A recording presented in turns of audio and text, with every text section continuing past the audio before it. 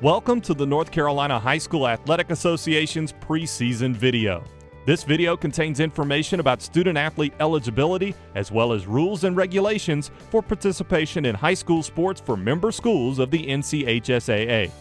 It is a requirement that every coach and athletic director view this video before the start of each of the 3 sports seasons. It's highly recommended that student-athletes and parents also be included in the viewing of this video. The mission of the NCHSAA is to provide governance and leadership for interscholastic athletic programs that support and enrich the educational experience of students. The vision of the NCHSAA is to be the national model for developing and inspiring greatness through interscholastic athletic experiences. The core values and beliefs of the NCHSAA are the principles that guide the association. In all situations, the association strives to advance these traits through education-based athletics. The first of these traits is sportsmanship, which means following the rules of the game, respecting the judgment of referees and officials, treating opponents with respect, and graciousness in winning or losing. Second, integrity is defined by consistency of actions, values, methods, measures, principles, expectations, and outcomes. The truthfulness or accuracy of one's actions is a critical component of integrity. Fair play is critical to the association's success. This can only be achieved with a shared interpretation of the rules, which leads to an equal treatment of all concerned, with all competitors sticking to the agreed-upon rules, not using unfair advantage. Honesty is a bedrock to a successful educational athletics program. It is defined as rightness and fairness, truthfulness, sincerity or frankness, freedom from deceit or fraud. It is the expectation of the NCHSAA that all member schools and athletes will consistently seek and speak the truth. Respect is another of the NCHSAA's core values. It is defined as a positive feeling of esteem for a person or other entity and specific actions and conduct representative of that esteem. Respect is earned, but it should also be given by all within the association. Equity is defined as fairness, just and right, equitable treatment of all. Dealing fairly and equally with all concerned is an expectation within the North Carolina High School Athletic Association. Fair competition is the final of the NCHSAA's core values. Competitors within the competition should have similar performance potential and performance strength. In all competition, members of the NCHSAA are to seek the development of students. Athletes' participation in athletics should aid in the physiological and psychological development of the student-athlete. In our next section, we'll discuss student-athlete restrictions. How long can they participate in high school athletics? We'll also discuss academic requirements as well as rules pertaining to enrollment and residence. The following are restrictions for participating in NCHSAA-sanctioned sports. A student cannot be approved for any athletic contest if his or her 19th birthday is on or before August 31st of the current year. No student may be eligible to participate at the high school level for a period lasting longer than 8 consecutive semesters. This time begins with the student's first entry into 9th grade or an overage 7th or 8th grade student's participation on a high school team, whichever occurs first. No student may participate at the high school level for more than 4 seasons in a sport, 1 season per year. For example, a student could not play women's soccer in the fall in one state and then play NCHSAA women's soccer in the spring. After initial entry into 9th grade, a student forfeits their eligibility if they are convicted of a felony in this or any other state. This also applies to a student that has been adjudicated as a delinquent for an offense that would be a felony if committed by an adult in this or any other state. Now let's turn our attention to academic requirements. A student must pass a minimum load of work during the preceding semester to be eligible at any time during the present semester. The minimum load for traditional schedules is 5 courses and 3 courses for the block schedule. The semester is normally considered half of the academic year. All students must meet the local promotion standards set by the LEA or the local education agency and/or the local school. A student not eligible at the beginning of the semester is not eligible at any time during the semester. There is one exception to this rule. If a student receives an incomplete or is awaiting a final grade due to EOC retesting or any other state-mandated testing causing him or her to fail to meet the minimum scholastic requirements, they're ineligible until the course is satisfactorily completed, then eligibility is immediately restored. A detailed example of the NCHSAA academic requirements can be found in Section 1.2.5 of the NCHSAA Handbook. Local school systems may be more restrictive, but not less restrictive relative to the academic requirements of the NCHSAA. Students must participate at the school to which he or she is assigned by the local Board of Education. A student may participate in athletics at any school upon initial entry into the 9th grade, provided he or she meets all applicable eligibility requirements. A student athlete must meet the LEA attendance policy during the previous semester at an approved high school. A student is eligible at their assigned school if he or she attended the school within that administrative unit the previous 2 semesters, provided it meets LEA policy. A residence of a student shall be deemed to be that of his or her parents, that of the sole parent, that of the parent with whom he or she spends the majority of nights during the school calendar year, or a legal custodian. A legal custodian is a person or agency awarded legal, court-ordered custody of a child. A student may not have 2 residences for eligibility purposes. In order for a change of residence to be bona fide, at least the following facts must exist.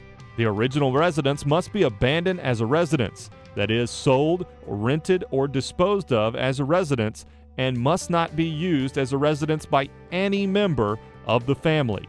The entire family must make the change of residence and take with them the household goods and furniture appropriate to the circumstances. The change must be made with the intent that the move is permanent. A student transferring from a member school to another member school within the same school system must sit out 365 days for athletic participation.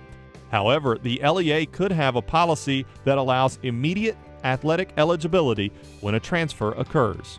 A student transferring from a member school in one LEA to another member school in a different LEA without a bona fide change of residence must sit out 365 days for athletic participation.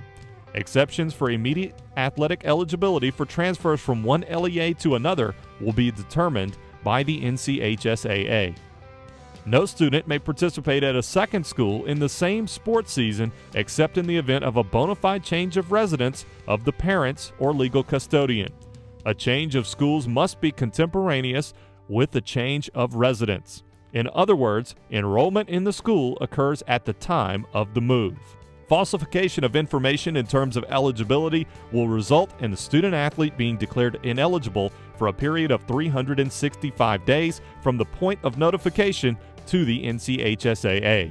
Upon notification, the student-athlete will be prohibited from involvement in all athletic-related activity for the 185-day school year and any school-sponsored activities during the summer. In this section, we're going to address participation requirements that must be fulfilled prior to a student-athlete stepping into the playing arena for practice. We will cover medical requirements, participation requirements, school's responsibility for participation, and amateur status. Effective January 2016, a student must receive a medical examination once every 395 days by a duly licensed physician, nurse practitioner, or physician's assistant. Students absent from athletic practice for 5 or more days due to illness or injury should receive a medical release by a physician licensed to practice medicine before readmittance to practice or contests. To maintain amateur status, a student must not accept money or awards having utilitarian value, that means golf balls, clubs, tennis rackets, or any of the like, for participation in athletics. A student may accept an award, like a gift certificate or food coupon, once each sports season, but the award must not exceed a value of $20. Additionally, to maintain amateur status, a student cannot have signed a professional contract or played on a junior college or community college team. During the school year, a student may not play, practice, or be on the roster if ineligible. A student can participate in summer workouts if he or she is enrolled in the school and has a valid physical on file. Any falsification of this documentation makes the student ineligible for summer workouts. There shall be no Sunday practice in any sport.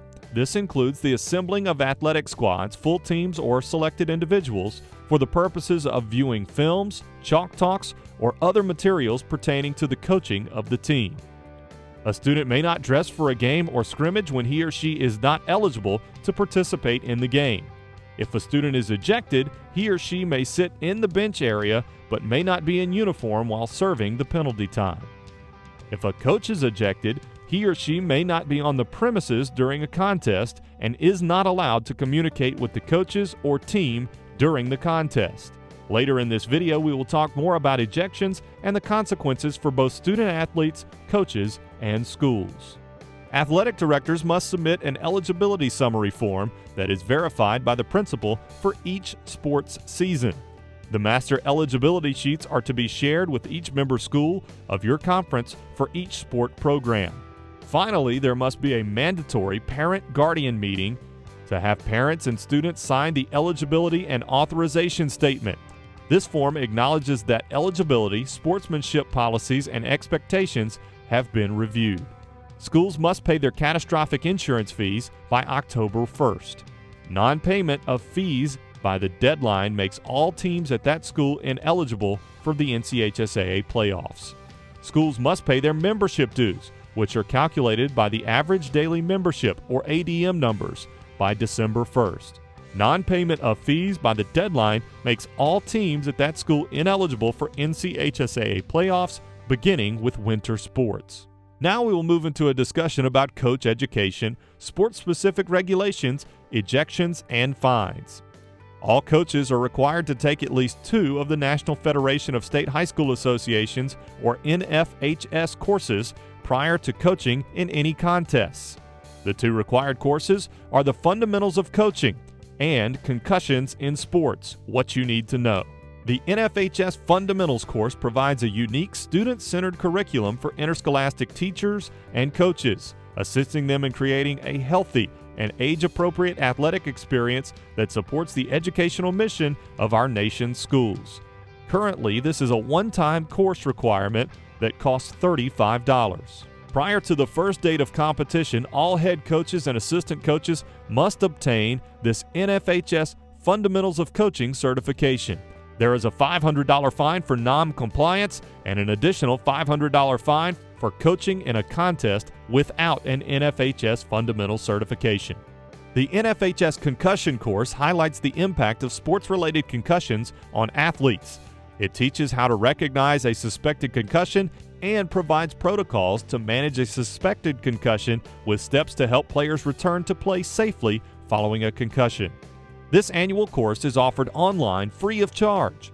Prior to the first practice, all coaches must complete the NFHS Concussions in Sports, What You Need to Know, online course or equivalent concussion curriculum. There is a $500 fine for non-compliance and an additional $500 fine for coaching in a contest without an NFHS concussion certification. By August 1, 2017, all paid and head coaches must be CPR and AED certified. There are some additional sport-specific NFHS certifications that are required before the first date of practice. As of August 1st, 2016, the head cheerleading coach is required to take the NFHS American Association of Cheerleading Coaches Spirit Safety Certification. This course provides information and strategies to help you evaluate your current safety program with the goal of minimizing the risks involved in cheerleading. The course presents how to teach the proper techniques of cheer and dance to minimize the risks associated with participation. The pole vault head coach is required to take the NFHS Coaching Pole Vault course. This course has been designed to help both coaches and athletes. Coaches will learn to develop and teach the introductory skills of pole vaulting to your students. After completing this course, each participant will have a better understanding of the fundamentals of pole vaulting, as well as the best practices and techniques that will help educate and promote safety in the sport. All of the NFHS courses mentioned can be found on the NFHS website, www.nfhslearn.org. Every year, prior to coaching in the first contest of the season, head coaches must attend an NCHSAA state rules clinic. These clinics are offered at the North Carolina Coaches Association clinics held in Greensboro. The requirement can also be satisfied by attending a regional state rules clinic conducted for game officials. Times and locations for state regional clinics can be found on the NCHSAA website on the sports-specific page. Non-compliance will result in an initial $400 fine and an additional $500 fine per game for non-compliance. Since we've talked about fines, we want you to know what happens if or when those fines are not paid. Schools with unpaid fines are not eligible to compete in the playoffs for that sport. For example, a baseball fine would be specific to the baseball playoffs unless the fine is paid prior to the playoff reporting date for that sport. Any fine not paid at the end of the fiscal year, which is June 30th, will carry over to the following school year, making all teams at that school ineligible for playoffs until the fine is paid in full. It is very unfortunate, but sometimes ejections happen during a high school contest. If ejected from a contest, a student must miss one game in football and 2 games in all other sports.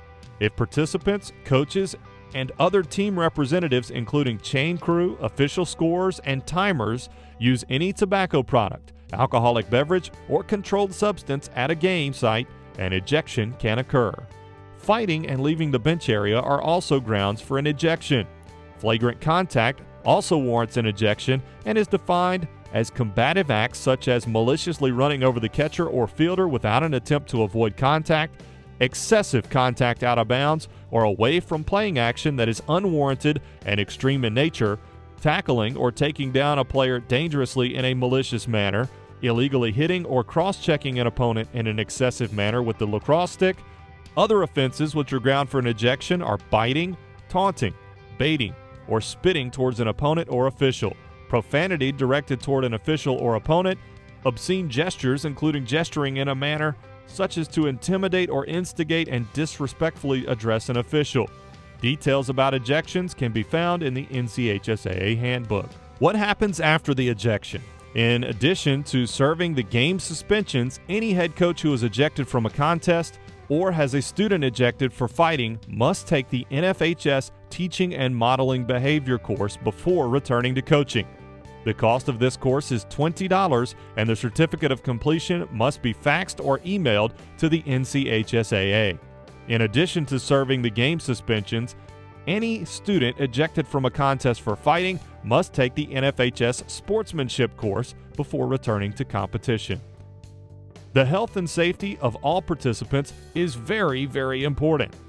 On the health and safety page of the NCHSAA website, you will find detailed information about asthma, cardiac awareness, concussion, heat-related illness, neck injuries, sickle cell, and skin infection.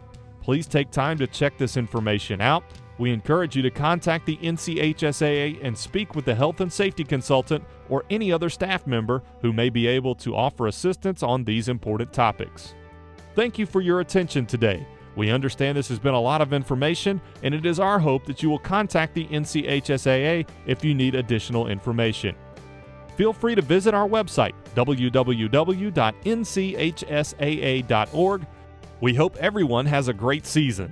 This has been a video production of the North Carolina High School Athletic Association.